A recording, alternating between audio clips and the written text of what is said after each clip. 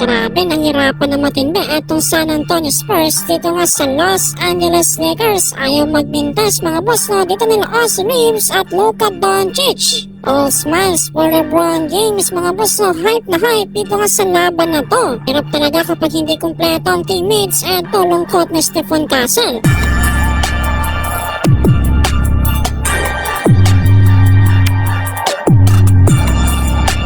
So ito na mga boss na Los Angeles Lakers kontra nga dito sa San Antonio Spurs. Para sa Spurs, ito out of the season atong si Victor Wembanyama dahil nga sa kanyang right shoulder injury. Tapos itong si De'Aaron Fox ay undergo na rin sa season-ending surgery para nga i-repair ang kanyang tendon damage. So naiwan si Chris Paul mga boss na dito sa Spurs, samantalang dito naman sa Los Angeles Lakers. At pa rin itong si Rui Hachimura, gayon din itong si LeBron James. So dito na tayo sa first quarter. Ito ganda ng panimula dyan ng San Antonio Spurs na umabot ang score sa 9-2. Sa pamumuna yan dito ni Devin Vassell at dito nga ni Chris Paul. Ito sobrang aga rin ng pagtawag ng technical foul dito nga kay Jackson Hayes. Matapos nga nang hindi matanggap ang tinawag sa kanya na offensive charge.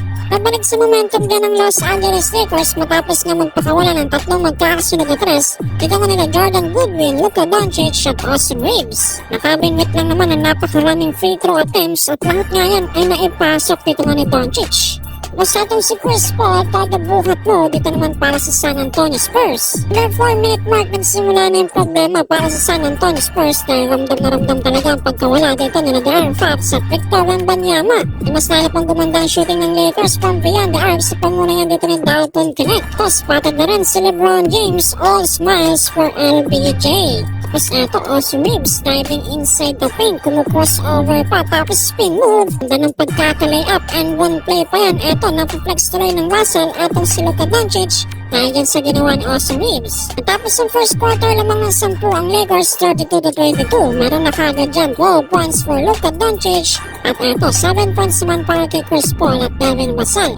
Eto opening ng second quarter, Jared Vanderbilt 100 dunk, wala ngayon dito sa assist ni Austin Reeves. Tapos natong si Austin Reeves, ganda rin ang kanyang pull-up jumper na ginawa dito. Pero kudas para sa San Antonio Spurs, eto ganda rin ang kanilang pagbukol from beyond the arc sa pumunuyan dito ni Blake Wesley at ito nga ni Devin Vassell. Na parang nasasawalang bahala lang yan dahil nasasagot din kagad yan ito nga ng Los Angeles Lakers. Wala naman yan dito kala Dorian Finney-Smith at dito nga kay Austin Reeves. Pet din ni Jackson Hayes, nalilito yung nagbabantay sa kanya dito. Ganda ng mga fake handoff. Di talaga may baba ng San Antonio Spurs sa double digit ang kalamangan ng Los Angeles Lakers dahil eto kahit si Gabe Vincent ay pumatama na rin ang kanyang outside shooting. Tapos eto nice offensive rebound for Luka Doncic, eto nakabinbit pa ng isang layup.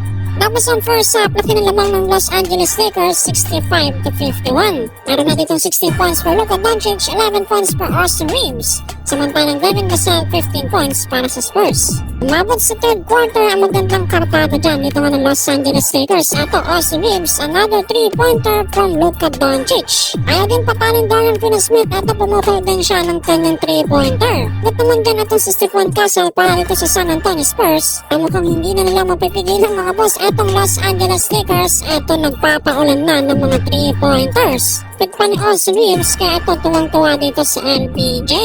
Ang hindi na makaka-bounce back mga boss no dito ang Spurs para sa Los Angeles Lakers.